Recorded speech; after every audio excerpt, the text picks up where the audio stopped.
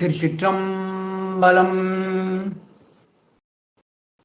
இரும்பு தரு மனத்தேனை ஈர்த்து ஈர்த்து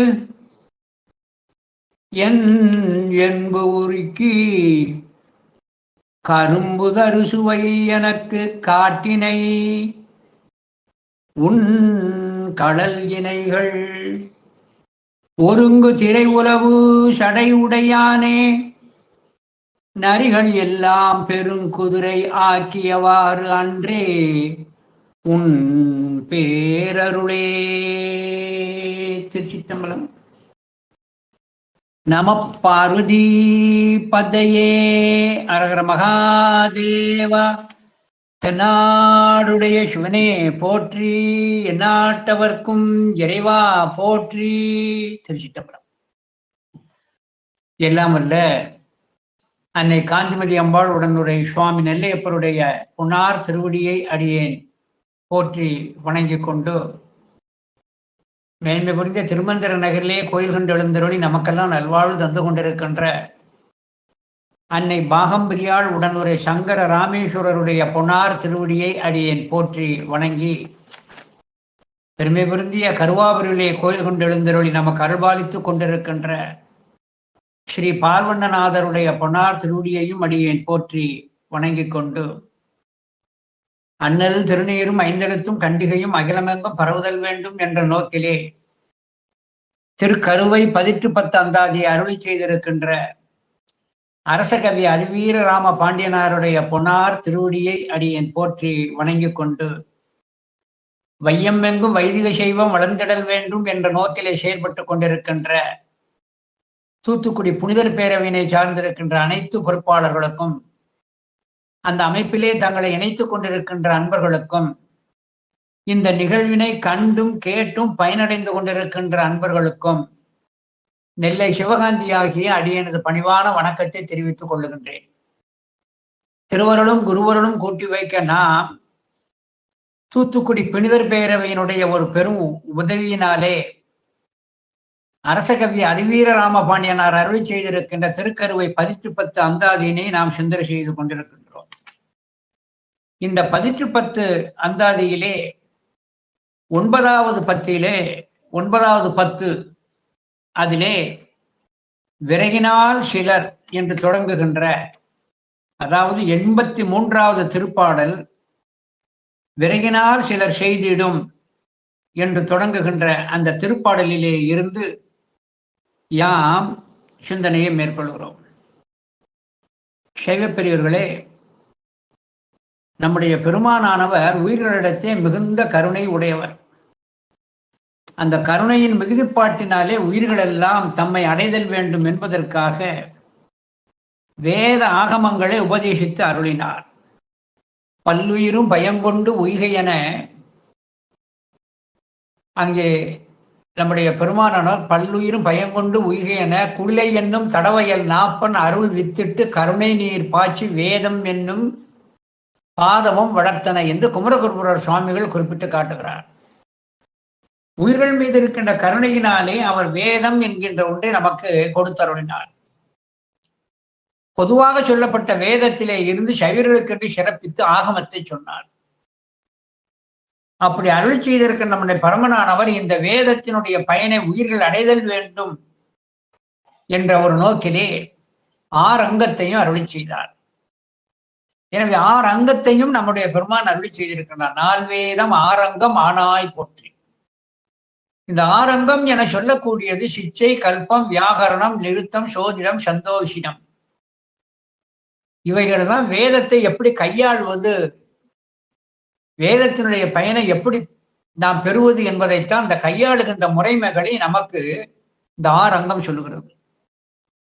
இந்த 6 அங்கம் என சொல்லக்கூடியது வேதம், நம்முடைய சிச்சை, கல்பம், வியாகரணம், நிருத்தம், சோதிடம், சந்தோஷிடம்.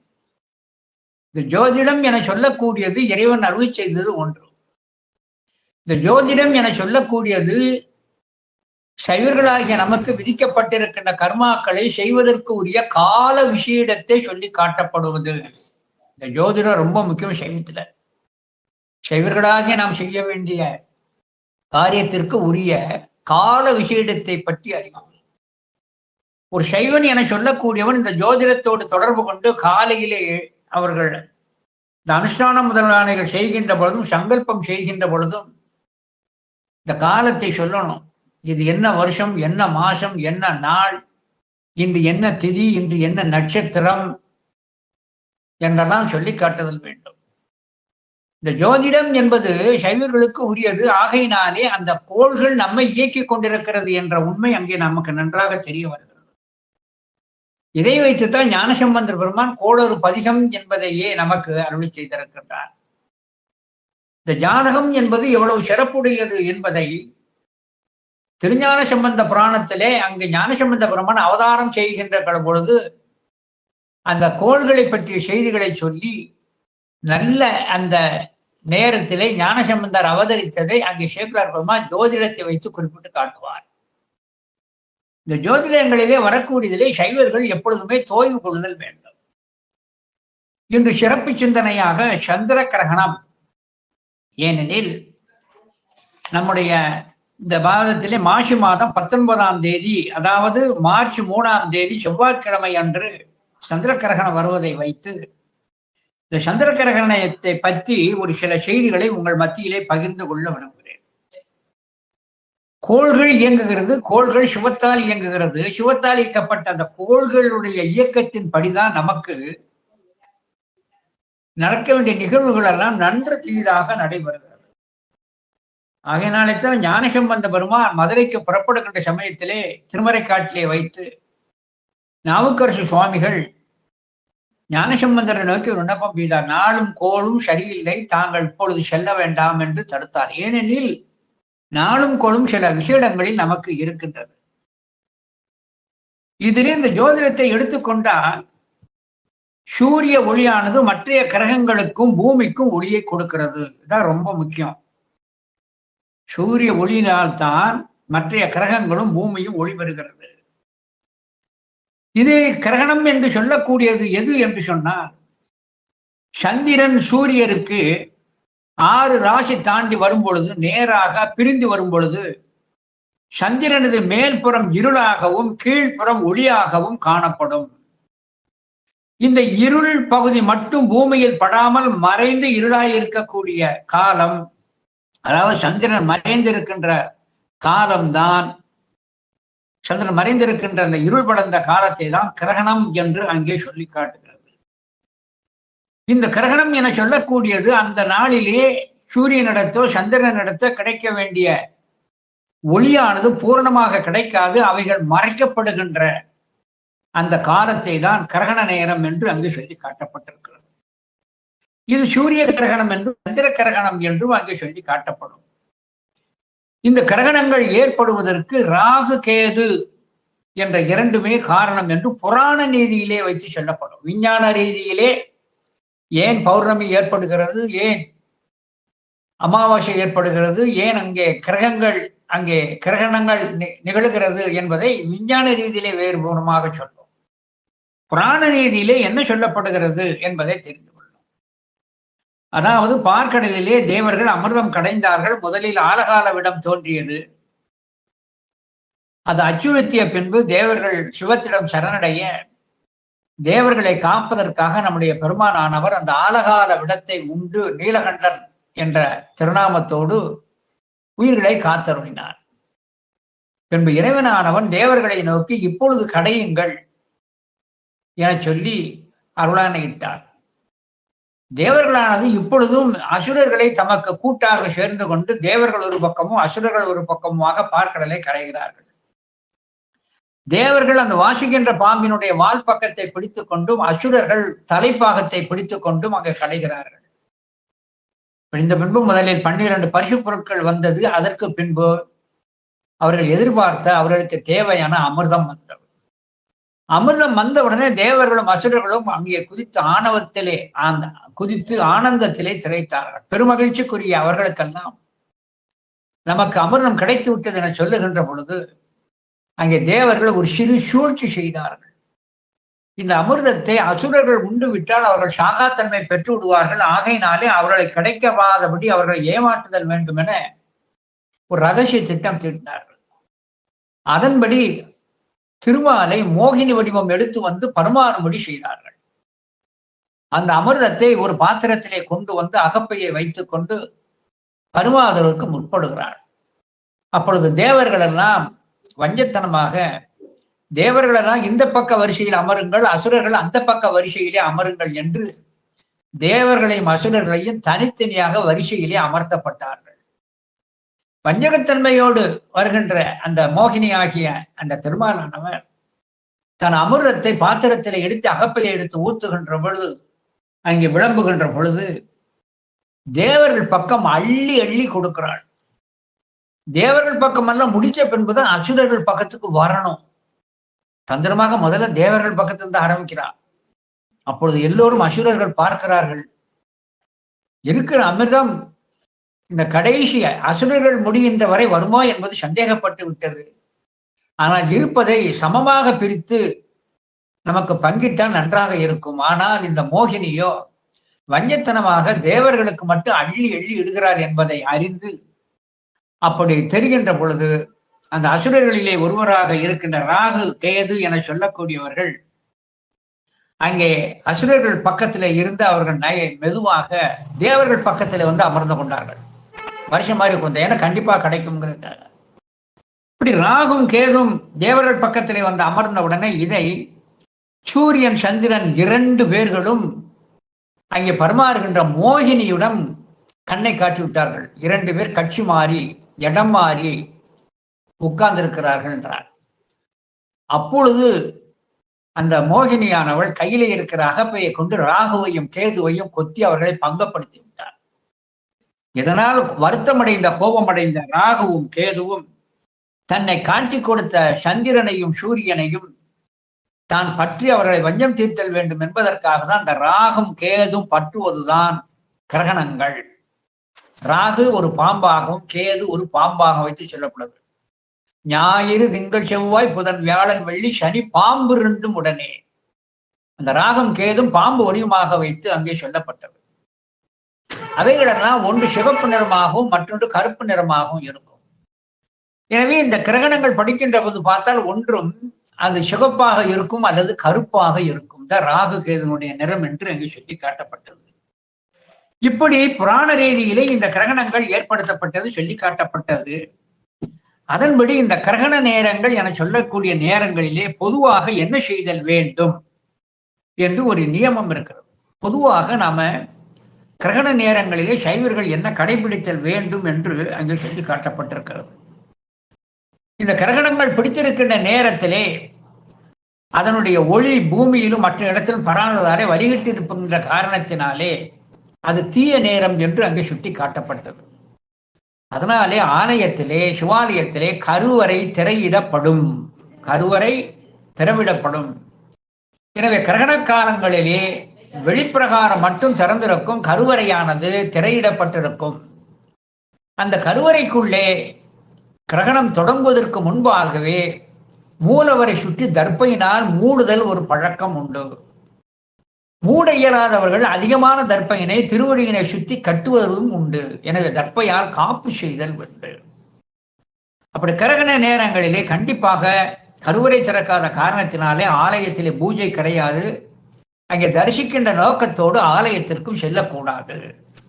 அந்த கிரகண நேரத்தில் கருவறை சாத்தப்பட்டிருக்கின்ற அந்த நேரத்திலே நாம் என்ன கவனிக்க வேண்டும் என சொன்னால், அந்த கிரகண நேரம் முடிகின்ற வரை காத்திருத்தல் வேண்டும்.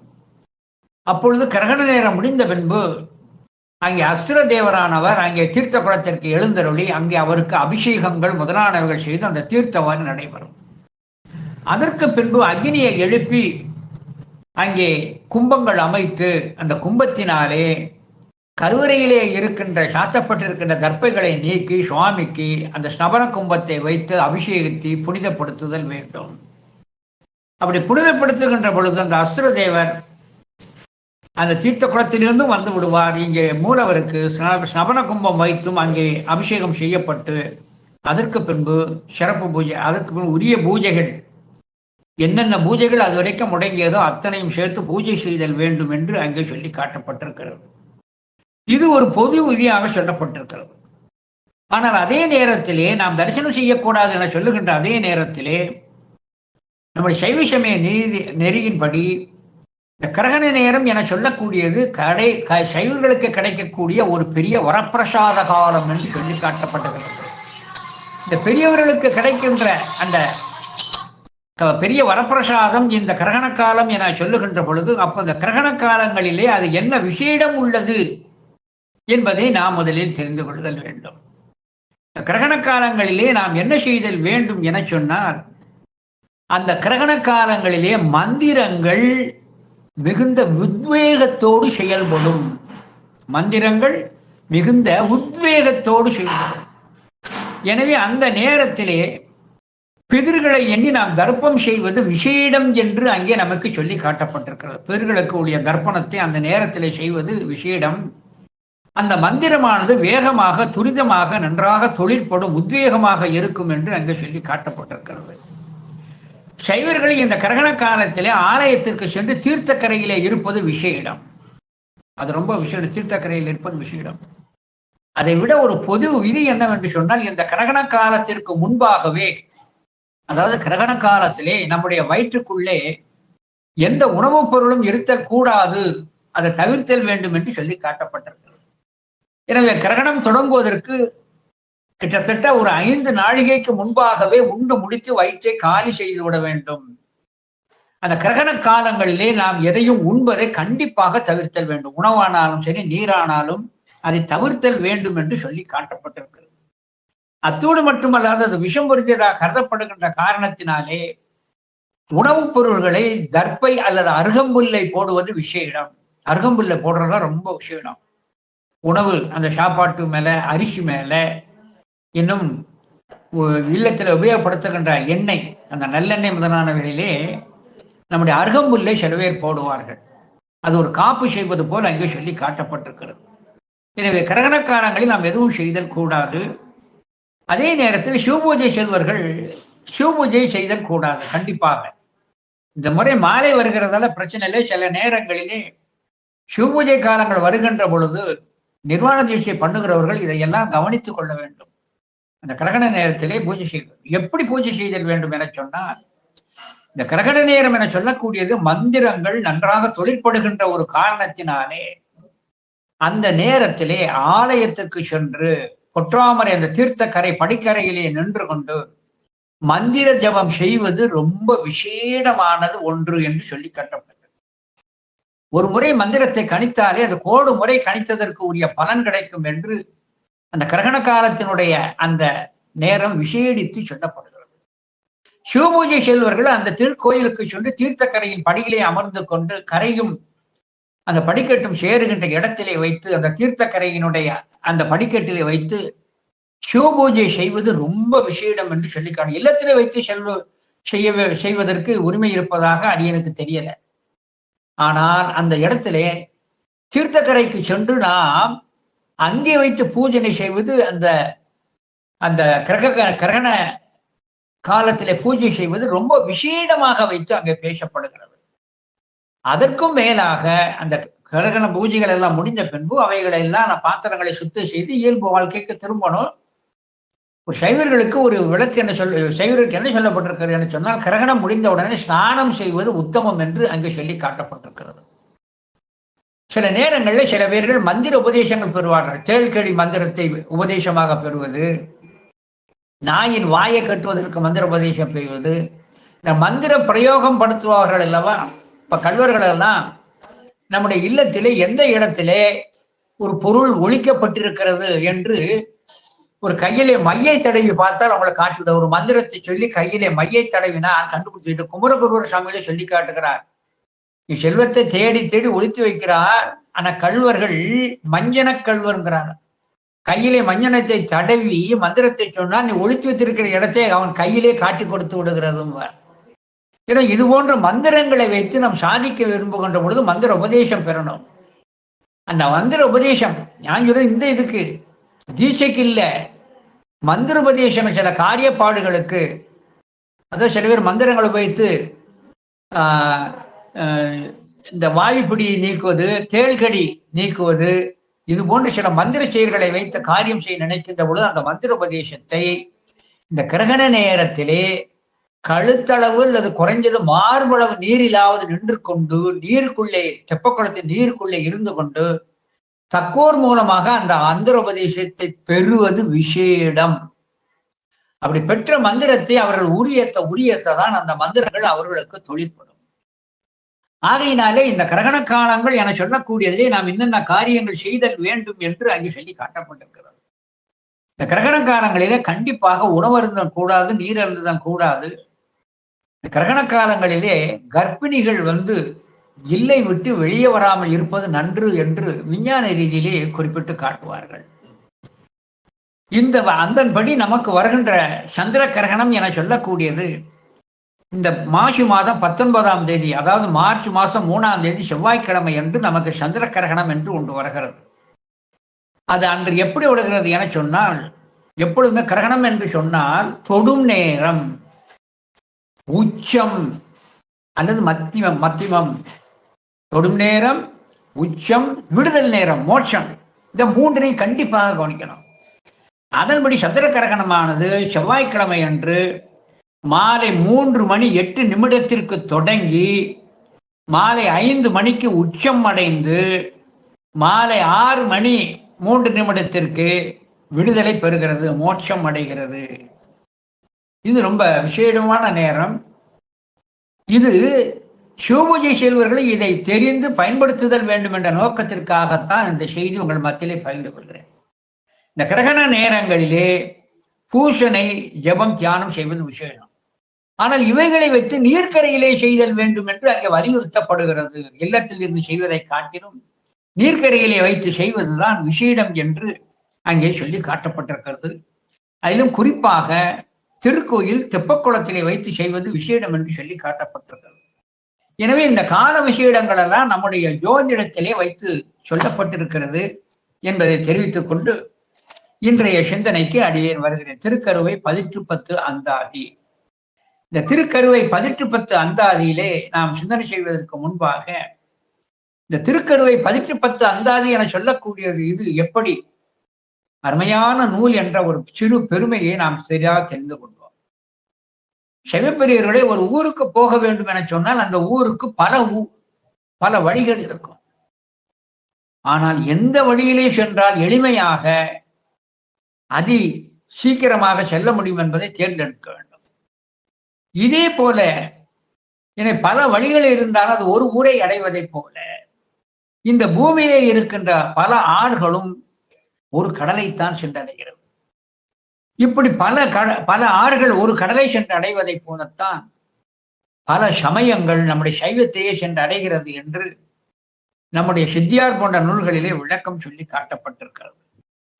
இதே போன்ற ஒரு நோய் இருக்கிறது. இந்த நோய் தீர்ப்பதற்கு நோயினுடைய தன்மையையும் அந்த நோயை கொண்டிருக்கின்ற அந்த நோயாளியினுடைய உடல் கூறு, அவருடைய வயது முதலானவைகளை வைத்து அந்த மருந்துகள் பலவாறாக அங்கே வைத்தியரால் கொடுக்கப்படும். சிலருக்கு மாத்திரையாக கொடுப்பார்கள், சிலருக்கு இந்த கேப்சூல் என சொல்லக்கூடிய அதிலே வைத்து கொடுப்பார்கள், சில பேருக்கு திரவமாக கொடுப்பார்கள். இப்படி பல வகையாக அந்த மருந்து கொடுக்கப்படும். ஆனால் மருந்து ஒன்றே. அந்த உடலுடைய திறமைக்கு ஏற்ப அந்த மருந்துகள் சொல்லி காட்டப்பட்டிருக்கிறது.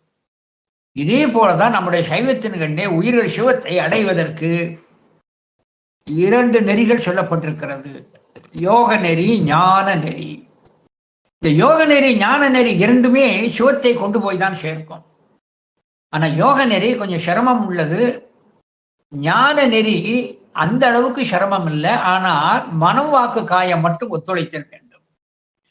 இந்த ஞான நெறி என வருகின்ற பொழுது இந்த ஞான நெறிக்கு அஸ்திவாரமாக அடித்தட்டாக பயன்படுவது சரியை, கிரியை, யோகம், ஞானம். இந்த சரியை, கிரியை, யோகம், ஞானம் என சொல்லக்கூடியதுதான் முக்கியம். அதுல இந்த சரியாபாதம் என சொல்லக்கூடியது சரியாக அமைந்தால்தான், அது ஒழுங்காக முறையாக அமைந்தால்தான் அங்கே கிரியாபாதமும் சரியாக அமையும், யோகபாதம் அமையும். அதன் பலனாக ஞானத்தை பெற முடியும். எனவே இந்த சரியாபாகம் என சொல்லக்கூடியது ரொம்ப அவசியம். அந்த சரியை என்று சொல்லக்கூடியது என்ன என்பதை நம்முடைய சைவ நூல்களில் என்ன கூறப்பட்டிருக்கிறது என்பது எல்லோருக்கும் தெரியும். அந்த சைவ நெறியிலே ஒன்றுதான் ஞான நூலை கேட்டலும் சிந்தித்தலும் தெளிதலும், அதன் பயனாக நிட்டை கூடுவது. இந்த கேட்டல் சிந்தித்தல் தெளிதல் என்பது சைவர்களுக்கு வலியுறுத்தப்படுகிறது. அருளந்தி சிவாச்சாரிய சுவாமிகள் தன்னுடைய சிவஞான சித்தியாரிலே சொல்லுகின்ற பொழுது, ஞான நூல்தனை ஓதல் ஓதுவித்தல் நற்பொருளை கேட்பித்தல் தான் கேட்டல் நன்றா ஈனமிலா பொருள்தனை சிந்தித்தல். அதான் ரொம்ப முக்கியம்.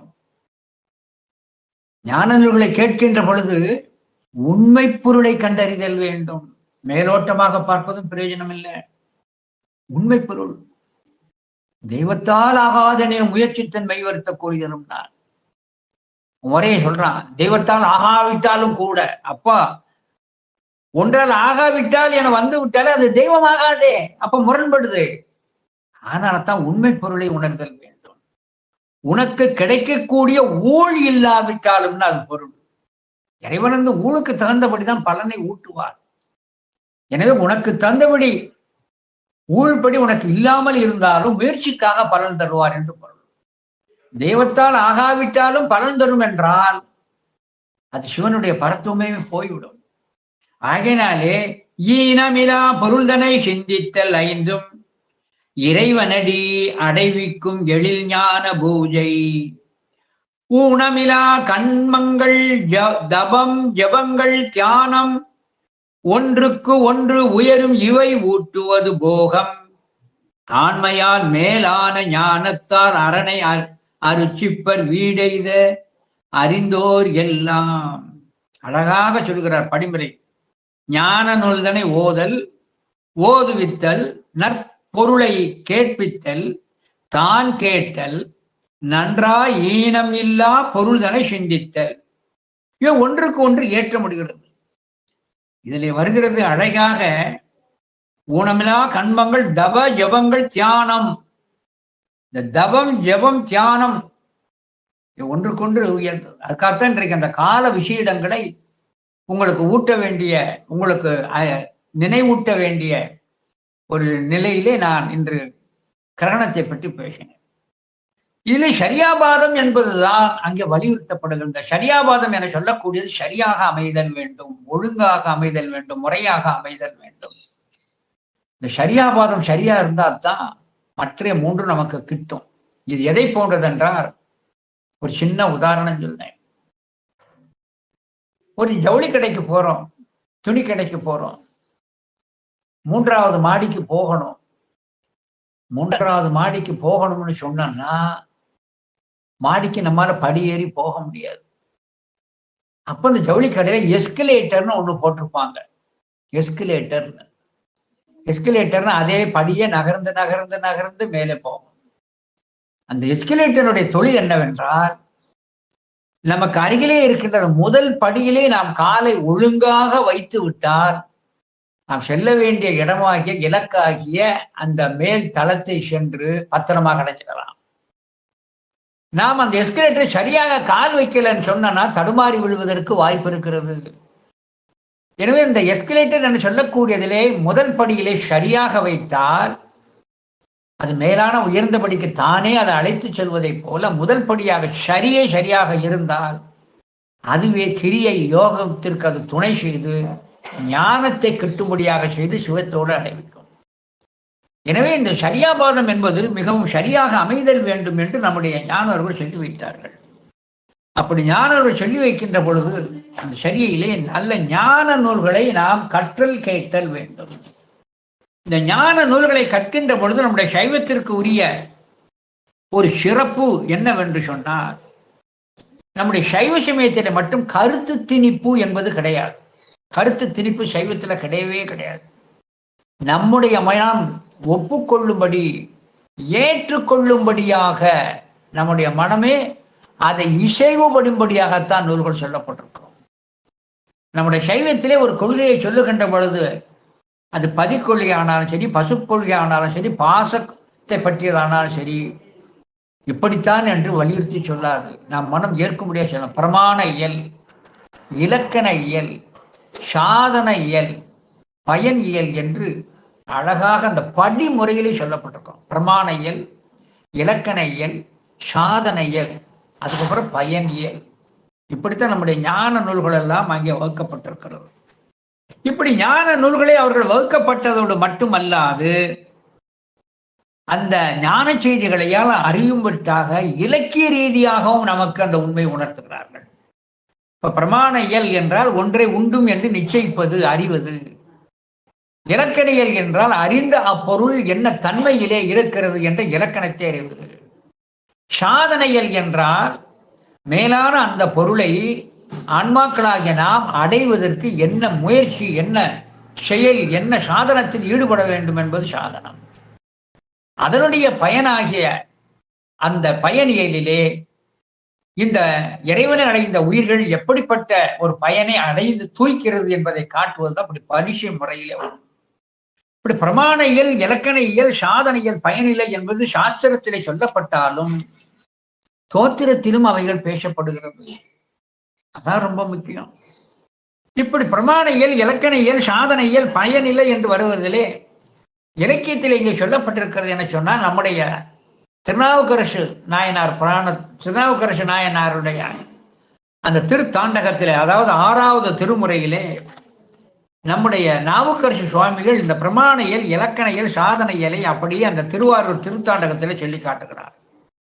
அந்த பாட்டை படிக்கிறேன்.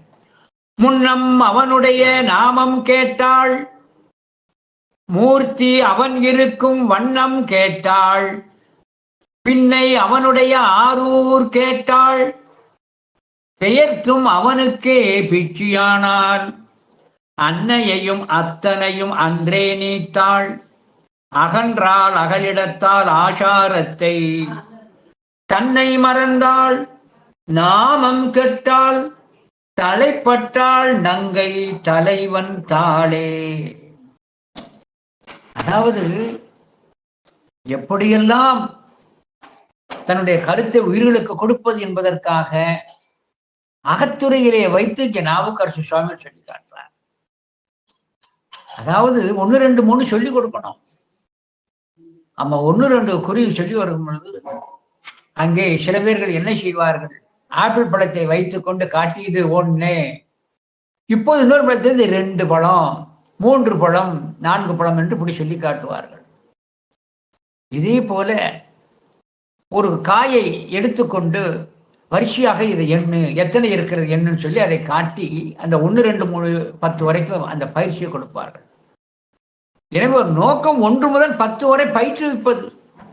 அது ஆய்ப்பிளை காட்டுவார்கள், கை விரலை காட்டுவார்கள். இப்படி பல வகையாக அந்த பயிற்சியை கொடுப்பதை போலத்தான் சாஸ்திரத்திலே சொல்லப்பட்டது ஸ்தோத்திரத்திலும் இலக்கியத்திலும் அகத்துறையிலும் வைத்து பேசப்படுகிறது. இந்த பாடல் அருமையாக சைவ சித்தாந்தத்தை விளக்கக்கூடிய பாடல். முன்னம் அவனுடைய நாமம் கேட்டாள், இது பிரமாண இயல். இறைவன் என உண்டு, அவன் சர்வ வியாபி, எங்கும் நிறைந்திருக்கின்றான். உயிர்களுக்கு அருள்வாளிப்பதற்காகவே ஆலயத்திலே கருவறையிலே சதாசிவம் என்ற பெயரிலே அவன் நிலை பெற்றிருக்கிறான் என்று அதையெல்லாம் கேள்விப்படுகிறார். அதான் முன்னம் அவனுடைய நாமம் கேட்டாள். சதாசிவம் என்ற ஆலயத்திலே இருக்கிறது, இறைவன் என்ற ஒருவன் இந்த உலகிலே இருக்கிறான் என்பதை அந்த செய்தியை முதல்ல கேட்கலாம். அப்போ உண்டு பிரமாண இயல். முன்னம் அவனுடைய நாமம் கேட்டான். கேட்ட உடனே அவனை பற்றிய செய்தி, அவன் யார், எப்படிப்பட்டவன், கையிலே உள்ளவன், இந்த கோயிலிலே நமக்காக வந்து அவன் அமர்ந்திருக்கிறான் என்று அவன் இருக்கின்ற இடத்தையெல்லாம் விசாரித்து அவனுடைய தன்மையையும் விசாரிப்பார். அதான் இலக்கண இயல். மூர்த்தி அவன் இருக்கும் வண்ணம் கேட்டாள், பின்னை அவனுடைய ஆரூர் கேட்டாள். இறைவனது தன்மை என்ன, இலக்கணம் என்ன, அவன் நித்திய பொருள், அவன் சுத்தனாக இருக்கின்றான், இன்ப வடிவனாக இருக்கின்றான், உயிர்களெல்லாம் தன்னை அடைதல் வேண்டும் என்பதற்காக வேத ஆகமத்தை உபதேசம் செய்தான், கருவறையிலே நமக்கு அருள் புரிவதற்கென்றே அவன் இருக்கின்றான் என்று அவனது இலக்கணங்களை தெரிந்து கொள்ளுங்கள். அதான் முன்னம் அவனுடைய நாமம் கேட்டாள், மூர்த்தி அவன் இருக்கும் வண்ணம் கேட்டாள், பின்னை அவனுடைய ஆரூர் கேட்டாள், பெயர்த்தும் அவனுக்கே பிச்சியானாள். அது சாதனையர். இதை கேட்ட உடனே அவன் மேலே பித்து கொண்டாள். சாதனம் பித்துக்கொண்டு என்ன இருந்தால் அன்னையையும் அத்தனையும் அன்றே நீத்தாள். தனக்கு ஆதாரம் தாய் தந்தை என்று இருந்தது தெளிகிறாள். இந்த இருக்கின்ற இந்த தாயும் தந்தையும் இந்த உடல் தொடக்கு. ஆனால் என்னுள் இருக்கின்ற உயிருக்கு தொடக்கு சிவன் ஒருவனே. அவனைத்தான் அப்பன் அம்மன், அப்பன் நீ அம்மை நீ. எனவே இந்த உடலுக்கு ஆதாரமாக இருக்கிற அன்னையையும் தந்தையையும் அவள் மனதிலே அந்த பற்றை குறைத்து சிவத்தின் பால் வைக்கின்றாள். அதைத்தான் அழகாக அன்னையும் அத்தனையும் அன்றே நீத்தாள். அகன்றாள் அகலிடத்தால் ஆச்சாரத்தை. அகன்றாள் அகல் இடத்தால் ஆச்சாரத்தை. அகலிடத்தான் இந்த உலகத்துல ஆச்சாரம், ஒழுக்கம், நெறிமுறை என்று ஒன்று இருக்கிறது. என்ன நெறிமுறை என சொன்னால், இந்த களவியல்ல தலைவனும் தலைவியும் சந்திப்பாங்க. ஆனால் அதுல ஒரு ஒழுக்கம் என்ன சொல்லப்பட்டிருக்கிறது என சொன்னால், கிழவோர் செயல்கள் கிழவிக்கு இல்லை. தொல்காப்பிய சூத்திரத்தில் வரும், கிழவோர் செயல்கள் கிழவிக்கு இல்லை. தலைவி தலைவனை தேடி போகவே கூடாது. தலைவன் தான் தலைவி இருக்கிற இடத்திற்கு தேடி வரணும். அதனாலதான் முருகப்பெருமான் வள்ளி இருக்கின்ற வள்ளிமலைக்கு வந்தார். வச்சுக்கணும், இதான் இலக்கணம். எனவே ஒரு பெண் என சொல்லக்கூடியவள் ஆணை தேடி செல்லுதல் கூடாது. அந்த ஆண் தான் பெண்ணை தேடி வரணும். எப்படி தேடி வரணும்? கிழவோர்க்கு இல்லை கிளத்தி, கிழவோர்க்கு இல்லை கிழவோர் சேர்தல் கிளத்திக்கு இல்லை. ஆணை தேடி பெண் போகக்கூடாது. இது உலக ஆச்சாரம், உலக களவியல் ஒழுக்கம். ஆனால் இவள் அதை மீறி பெண்ணாகிய தலைவியாகிய இவள் தலைவனை தேடி போக ஆரம்பிச்சிட்டாள். அப்போ என்ன நாட்டம் கொண்டாள், விருப்பம் கொண்டாள், ஈர்ப்பு கொண்டாள் அர்த்தம். அதைத்தான் அழகாக அவருடைய சாதனத்தை சொல்லி காட்டுகிறாள். பெயர்த்தும் அவனுக்கே பிச்சியானால் அன்னையையும் அத்தனையும் அன்றே நீர்த்தாள்.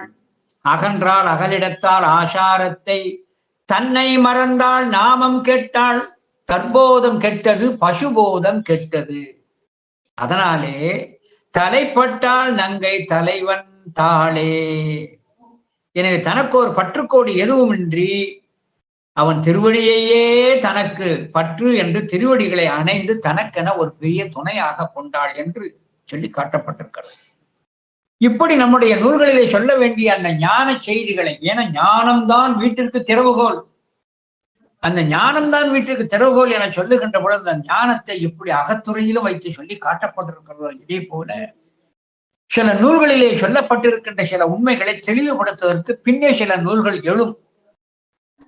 உதாரணமாக எடுத்துக்கொண்டார், தேவாரத்தினுடைய சில நுட்பங்களை உயிர்கள் அறிதல் வேண்டும் என்பதற்காகத்தான் அந்த தேவாரத்தை தொடர்ந்து அகத்தியர் தேவார திரட்டு என்று ஒன்று இருக்கிறது. அதனுடைய சிறப்பை சொல்வதற்கு அந்த தேவாரத்தை அடிப்படையாக வைத்துத்தான் தேவார அருள்முறை திரட்டு என்று கொற்றங்குடி உமாவதி சிவாச்சாரியர் ஒரு நூல் செஞ்சிருக்கிறார்.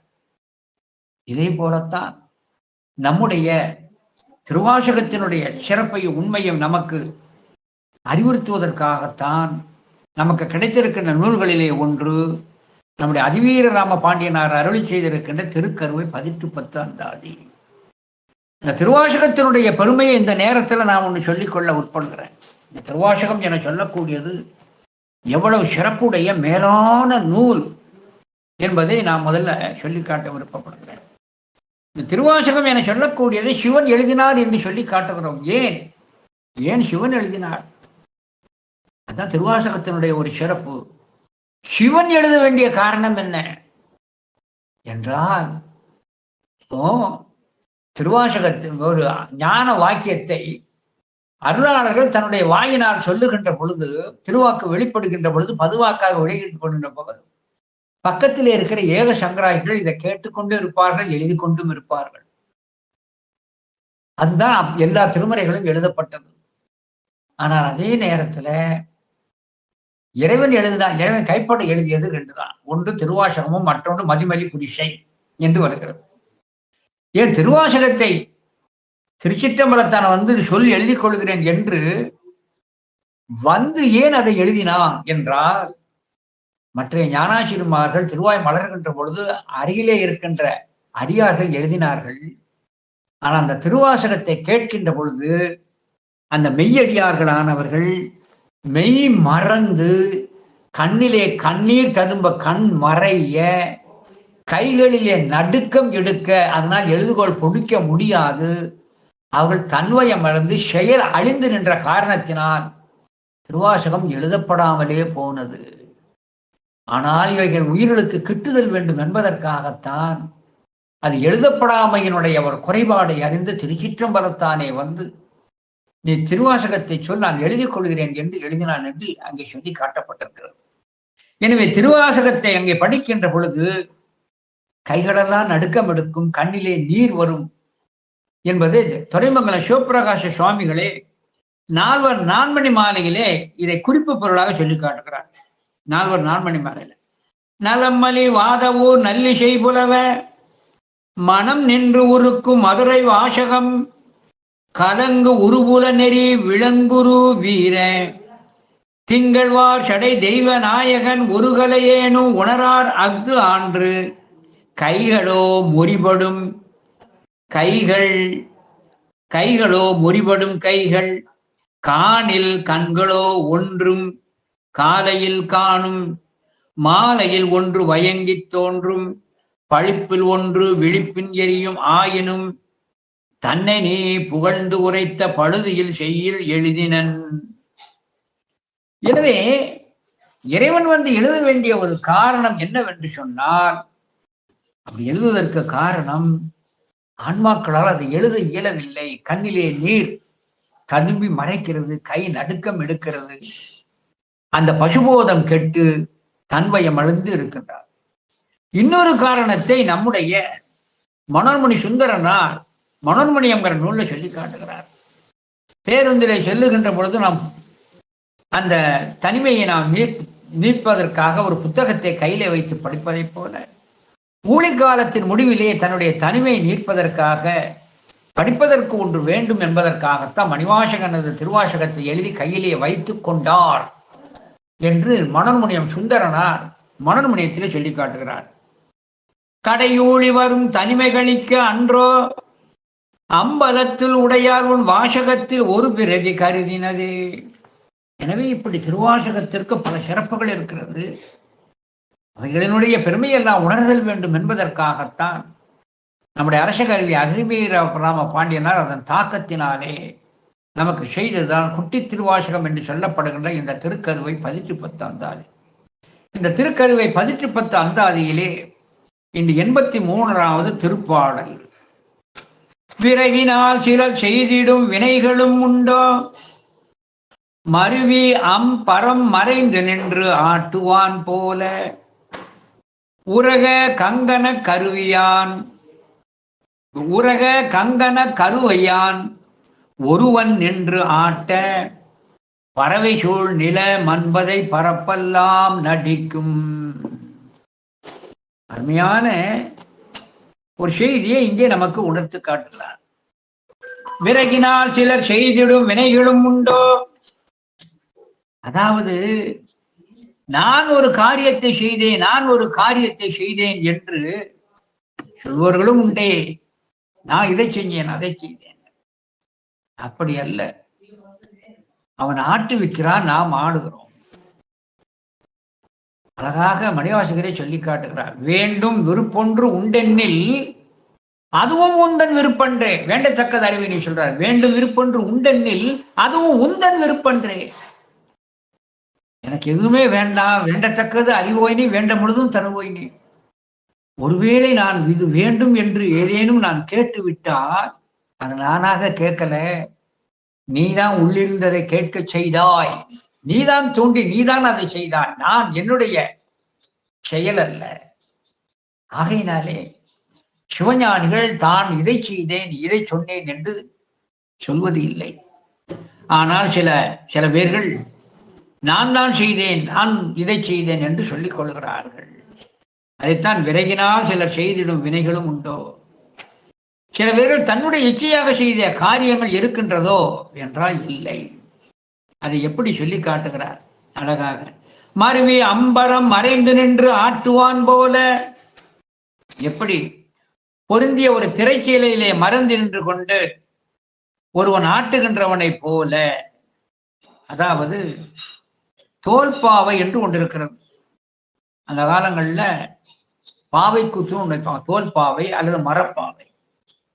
அந்த தோல் பாவையில தோலிலே வர்ணத்தை பூசி ஒரு வடிவத்தை வைத்து அது ஆடும். டிங்கு டிங்கு டிங்கு டிங்கு இப்படி ஆடும். அது அதுவாக ஆடவில்லை. அதனுடைய கையில 2 பக்கமும் கயிற்றை கட்டி கொண்டு அந்த நூலை பிடித்து மறைந்து நின்று கொண்டு, திரைக்கு மறைவில் ஒருவன் நின்று கொண்டு அந்த பொம்மை எப்படி ஆட்டுவான். அந்த தோல்பாவை ஆடவில்லை. அது என்ன செய்கிறது? அது மறைந்து நின்று ஒரு பொம்மலாட்டக்காரன் ஆட்டுறான். இதே போல ஆன்மாக்களாகிய நம்மை அந்த பொம்மலாட்டம் ஆடுவதை போல் நாம் ஆடணும். அவன் ஆட்டு வைக்கின்றான். அதான் ஆட்டு வைத்தால் ஆறொருவர் ஆடாதாரே. ரொம்ப முக்கியமான கருத்து. இந்த பாடல் கொஞ்சம் நம்ம சிந்திக்கணும். இதுக்கு வழக்கமான ஒன்று. ஆட்டு வைத்தால் ஆறொருவர் ஆடாதாரே. எனவே இறைவன் தான் நம்மை ஆட்டு வைக்கின்றான். நாட்டு வைத்தால் ஆறொருவர் ஆடாதாரே என்று சொல்லக்கூடியது அதிலே சைவ சித்தாந்தம் இருக்கிறது. ஆட்டு வைத்தால் ஆறொருவர் ஆடாதாரே என சொன்னால், ஒருவனுடைய ஒரு ஆன்மாவை பிடித்து நீ யானையாக பெறப்படு, இன்னொரு நீ எறும்பாக பெறப்படும்னா அது பிறந்துதான் ஆகும். நான் மாட்டேன்னா விட மாட்டான். தான் ஆட்டு வித்தால் யாரொரு ஆடாதாரே. அது பூராமே அந்த பதிகம் 5 தொழிலை உணர்த்துகின்ற பாடல். ஆட்டு வித்தால் யாரொரு ஆடாதாரே என்பது 5 தொழிலை உணர்த்துகின்ற பாடல். எனவே உயிர்களுக்கு சுதந்திரம் இல்லை. அவன் ஆட்டத்தான் நாம் ஆடுகின்றோம் என்பதை அழகாக அங்கே சொல்லி காட்டுகிறார். நம்முடைய ஆனந்த மாலை என சொல்லக்கூடியதிலே அழகாக நம்முடைய மணிவாசகர் சொல்லி காட்டுகிறார். ஆனந்த மாலை அந்த கருத்தை தான் அங்கே சொல்லி காட்டுகிறார். ஆனந்த மாலையில 3வது பாட்டு. சீலம் இன்றி, நோன்பு இன்றி, செறிவே இன்றி, அறிவு இன்றி, தோல் என் பாவை கூத்தாட்டாய் சுழன்று விழுந்து கிடப்பேனை. தோளின் பாவை கூத்தாட்டாய் சுழன்று விழுந்து கிடப்பேனே. எனவே ஆன்மாக்கள் எல்லாம் அந்த தோல்வா பாவை போல நாம் அங்கே ஆட்டப்பட்டு கொண்டிருக்கின்றோம் என்பதை அழகாக அந்த மணிவாசகர் கருத்தை இங்கே நினைவுட்டு காட்டுகிறார். இதே போன்று திருவாசகத்தில், இதே திருச்சதகத்திலையும் ஒரு இடத்துல திருச்சதகத்திலும் இதே கருத்தை அங்கே சொல்லி காட்டுகிறார். 2வது அறிவுறுத்தல் பகுதியிலே வானாகி மண்ணாகி வழியாகி ஒளியாகி ஊனாகி உயிராகி உண்மையுமாய் இன்மையுமாய் கோனாகி யான் எனது என்று அவரவரை கூத்தாட்டுவானாகி, யான் என்று அவரவரை கூத்தாட்டுவானாகி என்பதை அழகாக உயிர்களாகிய நாமெல்லாம் அவனால் ஆட்டப்பட்டு ஆடிக்கொண்டிருக்கின்றோம் என்பதை அழகாக அங்கே சொல்லி காட்டுகிறார். இதே போன்று நம்முடைய சிவோபசாரம் என்கின்ற அந்த இதிலே அழகாக இதே செய்தி சொல்லி காட்டப்படுகிறது. வன்மபுரி சிவோபசாரத்துல குருஞான சம்பந்தர், திரு கைலாய பரம்பரை தர்மபுர ஆதீன குரு முதல்வர் குருஞான சம்பந்தர் சொல்லி காட்டுகிறார்.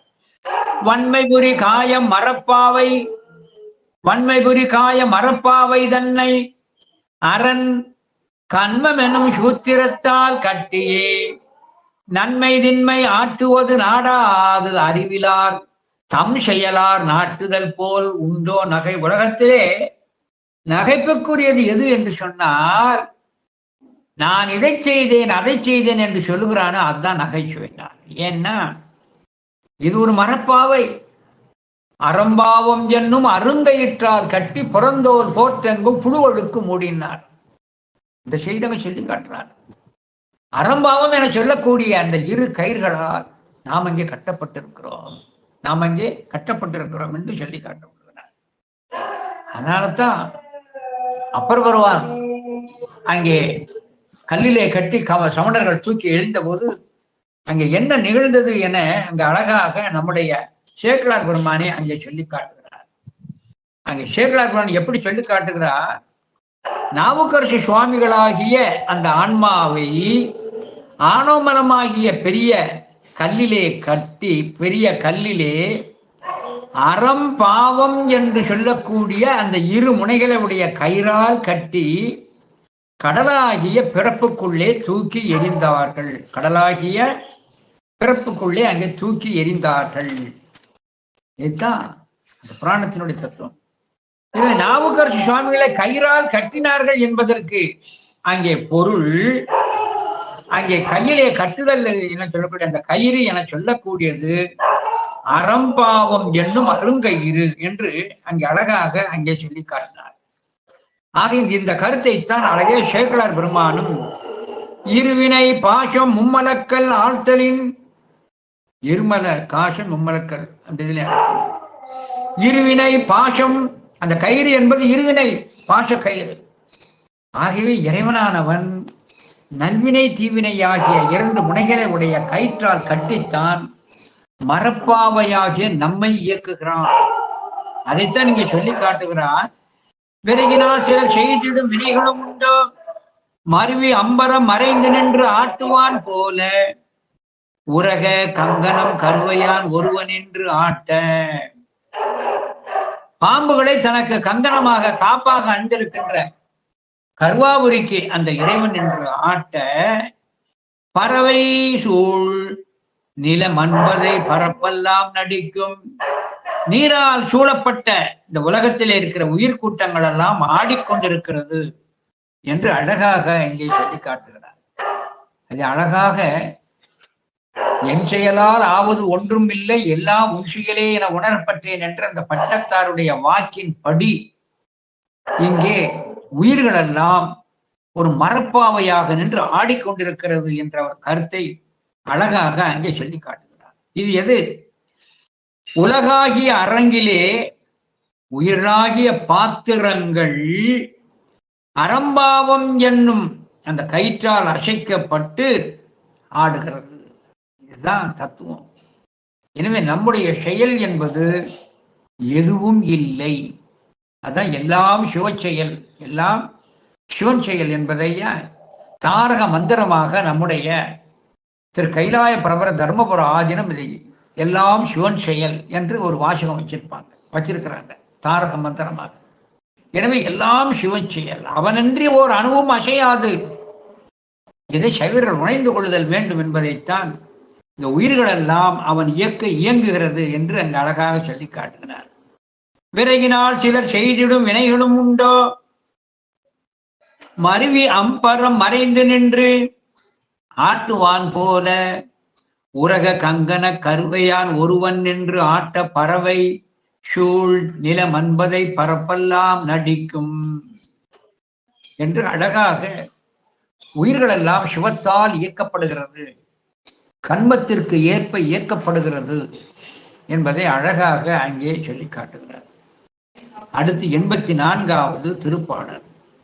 இந்த 84வது திருப்பாடல் எப்படிப்பட்ட ஒரு பாடல் என சொன்னால், இறைவனை கண்டுகளிக்கின்ற அந்த பெரு ஆனந்தத்தை இங்கே சொல்லி காட்டுகிறார். இறைவனை கண்டுகளித்த அந்த பெரு ஆனந்தத்தை, பெரும் களிப்பனை இங்கே சொல்லி காட்டுகிறார். நடித்த தாள்களும் நகைமணி முறுவலும் முகமும் பொடித்த வேர்வுயலும் புருவமும் அருள் லோச்சனமும் முடித்த தன்புரை வேணியும் முகலிங்கன் மனு மான் பிடித்த செங்கையும் காண்பவர் புவியிடை பிறவா தரிசிக்க முக்தி. அதாவது தரிசிக்க முக்தின்னா தில்லையை தரிசிக்க முக்தி என்பது சிறப்பு. அது பொதுக்கருத்து. இறைவனை தரிசித்தவர்கள், கண்ணால் கண்டுகளித்தவர்களுக்கு அங்கே பிறப்பு இல்லை என்று அங்கே சொல்லி காட்டப்பட்டது.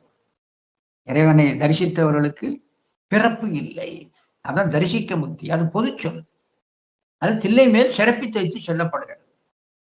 நடித்த தாள்களும் நடனமாடுகின்ற அந்த திருவடியையும் நகைமணி முறுவலும் ஒளி விடுகின்ற அந்த புன்சிரிப்பும் முறுவலும் அழகான அந்த நகைமணி முறுவலும் முகமும் திருமுகமும் பொடித்த வேர்வுயலும் புருவமும், இந்த புருவம் புருவத்திற்கு மேலாக அந்த நெற்றியிலே குரு வியர்வை ஒன்று இருக்கும், அந்த குரு வியர்வையும் அருள் லோச்சனமும், லோச்சனம்னா கண், அருளை பொழிகின்ற அந்த 3 திருக்கண்களும் முடித்த தன்பிறை, முடித்திருக்கின்ற குளுமை தருகின்ற பிறை வேணியும் சந்திரன் தங்கி இருக்கின்ற அந்த ஜடா மகுடத்தையும் முகலிங்கன் மழு, அந்த கையிலே பொருந்தி இருக்கின்ற மழு மான் பிடித்த செங்கையும் காண்பவர் புவியிடை பிறவார். இந்த இவைகளையெல்லாம் கண்ணுற்றவர்கள் பூமியிலே வந்து பிறக்க மாட்டார்கள் என்று அழகாக இங்கே சொல்லி காட்டுகிறார். எனவே இறைவனை தரிசிப்பது ஒரு பெரிய புண்ணிய செயல். நாம போகின்ற பொழுது எதை பார்க்கிறோம்? எதையெல்லாம் நோக்குதல் வேண்டும் என்று இருக்கிறது. முதலில் சுவாமியை காணுகின்ற பொழுது அந்த பெருமான் உடுத்தி இருக்கின்ற வஸ்திரம், அந்த திருவரையை பார்க்கணும். கழுத்திலே மற்ற அங்கங்களிலே போடப்பட்டிருக்கிற ஆபரணங்களை பார்க்க வேண்டும். ஒவ்வொரு அங்கத்தையும் நாம் உற்று நோக்குதல் வேண்டும். என்ன வாகனத்திலே வருகிறார் என்பதை உற்று நோக்குதல் வேண்டும். சும்மா ஏதோ கண்டோம் வந்தோம் போனோம்னு இருக்காம சுவாமியை அப்படியே எழுதி உயிராவணம் இருந்து உற்று நோக்கி உள்ள கிளியில் உரு எழுதி, உற்று நோக்கி உள்ள கிளியில் உரு எழுதிங்கிறார் திருநாவுக்கரசு சுவாமிகள். நல்ல எழுதி நல்ல உற்று நோக்கி அந்த வடிவத்தை நெஞ்சிலே நாம் எழுதல் வேண்டும். நெஞ்சமாகி அந்த திரைச்சீலையிலே எழுதல் வேண்டும். அப்ப அந்த அங்கமா பார்க்கணும். நடித்த தாள்களும் உயிர்களெல்லாம் உய்யும் பொருட்டு அவன் நடித்துக் கொண்டிருக்கின்ற அந்த திருவடிகளையும் நடித்த தாள்களும் நகைமணி முறுவலும்.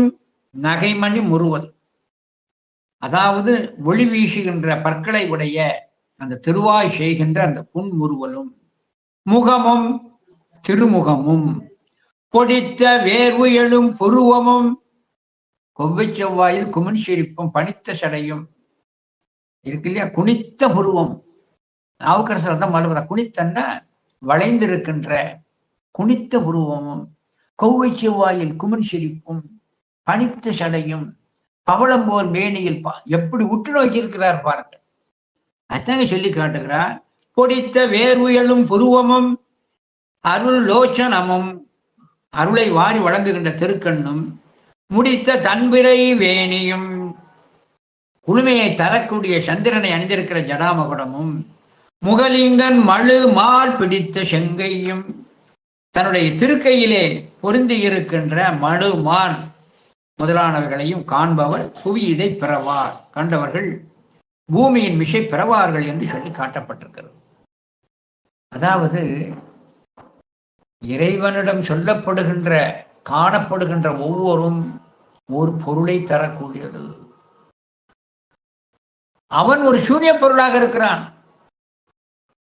சூன்ய பொருளாக இருக்கின்ற அவன் தடத்த நிலையிலே வந்து இறங்குகிறான். சொரூப நிலையிலிருந்து தடத்த நிலைக்கு வர்றார். தடத்த நிலையில் இருக்கின்ற அந்த அவன் அருவமாய் இருப்பவன் உருவம் எடுக்கிறான். அந்த உருவம் எந்த உருவம்? நம்முடைய உருவம் போல் அன்று. இது இரத்தம், சதை, மயிர், சுக்குலம், நரம்பு முதலான சப்த தாதுக்களால் ஆனது. ஆனால் இறைவனது திருமேனி அருளையே திருமேனியாக எடுத்திருக்கிறான். இது முதல்ல வித்தியாசம். நமக்காக திருமேனி எடுக்கிறான். எதற்காக திருமேனி எடுத்தான்? ஆரண ஆகமங்கள் அருளினால் உருவு கொண்டு காரணன் அருளானாகில் கதிப்பவர் இல்லையாகும். 2 காரணத்துக்காக வடிவம் எடுக்கிறான். வேத ஆகமங்களை கொடுப்பதற்காகவும் ஐந்தொழிலை இயற்றுவதற்காகவும் ஒரு வடிவம் தேவைப்படுகிறது. ஆகையினாலே அவன் வடிவத்தை உற்று நோக்கணும். அதைத்தான் அங்கே சொல்லி காட்டுகிறான். அந்த வடிவங்கள் 3 வகையாக பிரிக்கப்படும். சும்மா படிச்சுட்டு போறது விஷயம் இல்லை. படிச்சுட்டு எப்படின்னா, முதல்ல அங்கம், உபாங்கம், பிரத்யாங்கம்னு 3ஆ பிரிக்கணும். சிவனது எழுந்திருப்புற வருகின்ற பொழுது அதை 3ஆ பிரிக்கணும். அங்கம் என்றால் இறைவனது கண்ணு, கை, காது, மூக்கு, வாய் என்று இந்த அங்கங்கள். இந்த அங்கத்தை முதல்ல சொல்றாரு பாருங்க. இதுதான் அங்கம். எது? நடித்த தாள்களும் ஏன் உடம்பில் இருந்து பிரியாதது, உடம்போடு சேர்ந்திருப்பது, பிரிக்க முடியாது. இதுதான் அங்கம். நடித்த தாள்களும் நகைமணி முறுவலும் முகமும் பொடித்த வேர்வுயலு புருவமும் அருள் லோச்சனமும் முடித்த தன்பிரை வேணியும். அதுக்கப்புறம் உபாங்கம்னு ஒண்ணு இருக்கிறது. உபாங்கம் என்றால் இந்த திருமேனியிலே வந்து பொருந்தி இருந்து நீங்காமல் இருப்பது. இதை கவனமா புரிந்து கொள்ளணும். உபாங்கம்னா இறைவன் திருமேனியோடு இருக்காது, ஆனால் வந்து பொருந்தி நீங்காமல் இருக்கும். எது? சந்திரன் வந்து பொருந்தியது, ஆனால் நீங்காது. இதுக்கு பேரு உபாங்கம்னு பேரு. சந்திரன் இல்லையா? உபாங்கம். மான், மழு இவைகளெல்லாம் வந்து பொருந்தி நீங்காமல் இருக்கும். மான் மழு இலர்வோடும், யாரு? அப்பர் பெருமான் சொல்ல, மான்மழு இல்லாமல் இருப்பார், இல்லாமல் இருக்க மாட்டார்னு அர்த்தம். திருமுறைகளை வரம்பு மீறி மரபு மீறி பொருள் கொள்ளக்கூடாது. மான்மழு இல்லாமல் இருக்கவே மாட்டார், அவன் வடிவம். அதனால உபாங்கம் என்பது அவன் மேனியிலே வந்து பொருந்தி நீங்காமல் இருப்பது. மான் மழு, அங்க இருக்கின்ற கங்கை, அங்க இருக்கின்ற சந்திரன் முதலானவைகள். அதுதான் அடுத்தாவது சொன்னார். முடித்த தன்பிரை வேணியும் முகலிங்கன் மழுமான் பிடித்த செங்கையும் காண்பவர் புவியிடை பரவார். இது போக பிரத்தியங்கம் என்று ஒன்று இருக்கிறது. அவனுக்கு மேனியிலே பொருந்தி இருக்கும், ஆனா சில நேரத்துல விலகி இருக்கும், மாறும். நல்ல முதல்ல அங்கம், கண் காது மூக்கு முதலான சொல்ல, கை கால் முதலான சொல்லக்கூடியது அது அங்கம். உபாங்கம் என்பது வந்து பொருந்தி நீங்காமல் இருப்பது. மான் மழு கங்கை சந்திரன். பிரத்யங்கம் என சொல்லக்கூடியது சிவன் மேல இருக்கும், ஆனால் அது நீங்கி மீண்டும் சேரும். வஸ்திரம் இல்லையா? சுவாமி திருவரையில இருக்கிற வஸ்திரங்கள் இருக்கிறதே, அந்த வஸ்திரத்தை எடுப்பாங்க, பழவடியும் என்ன செய்வாங்க? சாத்தலாம். நீங்கும், பழவடியும் வந்து சேரும். வஸ்திரம், மாலை, கழுத்துல இருக்கிற மாலை, இப்படி மூணு. நான் சொல்லுது நம்முடைய சைவத்தில் உள்ள செய்தியைத்தான் சொல்றேன். சும்மா வந்து தரிசித்த இது இல்லை. அவனுடைய அங்கங்களை நாம் ரசிக்கணும், உபாங்கங்கள் கண்ணிலே படணும். அதுக்கு மேல பிரத்யாங்கம் என்னெல்லாம் இருக்கிறது, மாலை, வஸ்திரங்கள் முதலானவைகள் எல்லாம் பிரத்யங்கம் என்று அங்கே சொல்லி காட்டப்பட்டது. இவையெல்லாம் கண்டவர்கள் அவர்களுக்கு ஒருபோதும் பிறப்பு இல்லை என்று அங்கு அழகாக சொல்லி காட்டப்பட்டது. நடித்த தாள்களும் நகைமணி முறுவலும் முகமும் பொடித்த வேர்வுயலும் புருவமும் அருள் விலோச்சனமும் முடித்த தன்பிரை வேணியும் முகலிங்கன், முகலிங்கன்கிற அங்க இருக்கிற பெருமான், கருவாபுரி பெருமான். முகலிங்கன் மழு மான் பிடித்த செங்கையும் காண்பவர் புவியிடை பெறவார். கையை பார்க்கிற போது கையை உத்து பார்க்கணும், இந்த கை எப்படி இருக்கிறது. முதல்ல சுவாமி அம்பாளுக்கு பார்க்கிற போது கையில் என்ன இருக்குது பார்க்கணும். அம்பாளை தரிசனம் பண்ணுகின்ற பொழுது அந்த அம்பாள் திவிஜபுதமா சதுர்புஜமான்னு பார்க்கணும். 2 கைகளை உடைய அம்மையா 4 கைகளை உடைய அம்மையான்னு பார்க்கணும். இந்த அங்கம் ரொம்ப முக்கியம். 2 கைகளை உடைய அம்மை இருக்கிறா, 4 கைகளை உடைய அம்மை இருக்கிறா. 2 கைகளும் 4 கைகள் இருக்கிற அம்மையை பார்க்கின்ற பொழுது ஒவ்வொரு திருக்கையும் எப்படி இருக்கிறது, என்ன எதை எடுத்துக்கொண்டிருக்கிறது, என்ன காட்டுகிறதுன்னு பார்க்கணும். இறைவனது திருக்கையை எடுத்துக்கொண்டால் மான் மழு 2 கைகளும் தாங்கி இருக்கும். 4 கையில 2 கை மான் மழு தாங்கி, மீதி எஞ்சிய கை ஒன்று அபயகரம் காட்டும். இதுக்கு பேர் அபயகரம்னு பேர். இன்னொன்னு வரதகரம், சுவாமியினுடைய திருக்கரமானது இப்படி காட்டியிருக்கும், மிருகமுத்திரன் மாதிரி அபயகரம். இந்த அபயகரம்னு பேர். இதெல்லாம் உற்று நோக்கணும். இதெல்லாம் ஏன் சார் சொல்றீங்கன்னா, இதை உற்று நோக்கி பொருளறிந்து உண்மையை தெரிந்து கொள்ளுதல் வேண்டும் என்பதை நமக்கு காட்டுவதற்காகத்தான் 11ஆம் திருமுறையில பட்டினத்தார் திருவொற்றியூர் ஒருபா ஒருவதிலே இறைவன் திருமேனியிலே காணக்கூடிய ஒவ்வொன்றும் என்ன பொருளை காட்டுகிறது, என்ன உண்மையை உணர்த்துகிறதுன்னு சொல்லி காட்டுகிறார். உதாரணத்துக்கு நான் சொல்றேன், சந்திரன் வச்சிருக்கிறார். சந்திரனை ஏன் வைத்திருக்கிறார் என்பதற்கு பட்டினத்தார் அங்கே திருவொற்றியூர் ஒருபா ஒருவதில் சொன்னார். சந்திரனுக்கு பல பெயர் உண்டு. திங்கள், மதி என்றெல்லாம் பெயர் உண்டு. ஒவ்வொரு தடவையும் ஒரு பௌர்ணமியில இருந்து அடுத்த பௌர்ணமி வரைக்கும் வரக்கூடியது ஒரு திங்கள் அல்லது ஒரு மாதம், அல்லது ஒரு அமாவாசையிலிருந்து மறு அமாவாசை வரக்கூடிய அந்த 15 வளர்மல் செய்வர், இந்த 2ம் சேர்த்து ஒரு மாசம் 30 நாள். இப்படி ஒரு மாதத்திற்கு கணக்கீடாக சந்திரன் இருக்கிற காரணத்தால சந்திரனுக்கு திங்கள், மாதத்திற்கும் திங்கள்னு பேர். சந்திரனுக்கு இன்னொரு பெயர் மதி என்று ஒன்று இருக்கும். ஏன் மதி, சந்திரனுக்கு மதி என்று பெயர் இருக்கிறது, அதை ஏன் தாங்கி இருக்கிறார் என்றார், தக்கனது சாபத்தால் அழிந்து ஒழிந்து அவன் நோயிற்று அவன் அழியப் போகிற நிலை. ஆனால் சிவனை சார்தல் வேண்டும் என்ற நல்ல மதியோடு சிவத்தை சார்ந்ததன் காரணத்தினாலே நோயில் நின்று அழிவில் நின்று நீங்கி அழியா தன்மையையும் பெருமையையும் பெற்றான். எனவே சிவத்தை அடைவதுதான் நல்ல மதி என்று காட்டுவதுதான் மதி என்று திருவொற்றியூர் உருவா வருவதில் பட்டினத்தார்ந்த செய்தி சொல்லி காட்டுகிறார். இதே போல இறைவன் திருமேனியிலே காணக்கூடிய ஒவ்வொன்றும் அது எதை காட்டுகிறது? கங்கை எதை காட்டுகிறது? மான் எதை உணர்த்துகிறது? மழு எதை உணர்த்துகிறது? என்றெல்லாம் பல செய்திகளை அந்த அங்கம் உபாங்கம் பிரத்யாங்கம் என சொல்லக்கூடியதை வச்சு உற்று நோக்கி பார்க்கணும். அதிலும் கைகளிலே என்ன தாங்கி இருக்கிறார் என்பதை நாம் உற்று நோக்க வேண்டும். மற்றவர்கள் பார்ப்பதற்கும் சைவர்கள் பார்ப்பதற்கும் வித்தியாசம் இருக்கிறது. இப்ப நாம ஒரு இடத்துக்கு போறோம், ஒரு நாற்காலியில உட்கார சொல்லார், நான் உட்கார்ந்துட்டேன், மர நாற்காலில உட்கார்ந்துட்டு அவங்க கொடுத்த காஃபியை குடிச்சிட்டு வந்துடுவேன். ஆனா ஒரு தச்சன் ஒருவரை வீட்டுக்கு அழைத்து ஐயா உட்காருங்கன்னு சொல்லி அவள் காஃபி கொடுக்கின்ற பொழுது அவன் காஃபி குடிச்சு விட்டு இந்த நாற்காலியே பேப்பார், ஐயா இது இன்ன கட்டையிலே செய்யப்பட்டது,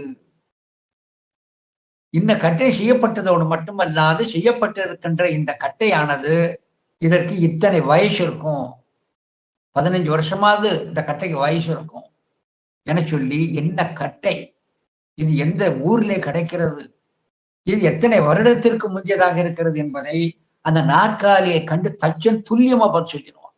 ஆனா எனக்கு உட்கார்ந்தது மட்டும் இடம் மட்டும் தெரிஞ்சதை தவிர அந்த நாற்காலியை பற்றிய துல்லியம் எனக்கு தெரியாது. ஆனா சைவர்கள் இதே போல சிவனது திரு மேனியை திரு வடிவத்தை காணுகின்ற பொழுது தத்துவார்த்த நோக்கத்தோடு காணுதல் வேண்டும். அதுக்காகத்தான் இங்கே நம்முடைய அதிவீர பாண்டியனார் சொல்லுகின்ற பொழுது அங்கம் பிரத்தியாங்கம் ரெண்டையும் பிரிச்சு சொல்றார். உபாங்கத்தை நாம வருவிச்சுக்கிடணும். இதுக்கு பேரு கருத்து எச்சம்னு பேரு.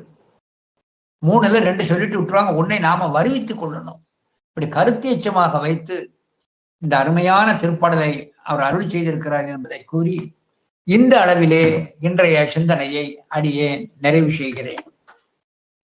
ஞாலம் ஓங்குக, நான்மறை நீடுக, சீல மன்னவன் செங்கோல் விளங்குக, காலமா மலை மண்ணுக, காதலால் சால ஈசன் அடியார் தலைகவே. திருச்சிற்றம்பலம்.